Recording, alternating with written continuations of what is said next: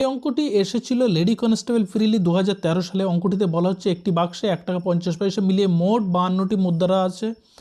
তাদের মূল্যের অনুপাত 3:5 হলে কোন প্রকার মুদ্রা কয়টি করে আসে।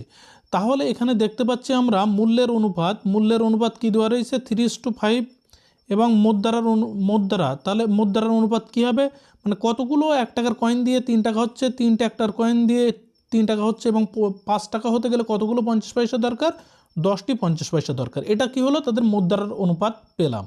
মোট মুদ্রা কয়টি, 52টি। তাহলে 1 টাকা কতগুলো পাবো, 3 থাকবে এবং 3 আর 10 13, অর্থাৎ এই 13 এই কাটলে হচ্ছে 4, 3 এ 4 12। তাহলে 12টা কিসের হবে, 1 টাকার মুদ্রা। এবং বাকি থাকলো মোট এই যে 52 থেকে যদি আমরা 12 বিয়োগ করি সেক্ষেত্রে কত পাবো, 40। অর্থাৎ 40টা হবে কি 50 পয়সার যে সংখ্যা সেটা হবে 40টি। তাহলে অপশান এ হবে এর সঠিক উত্তর।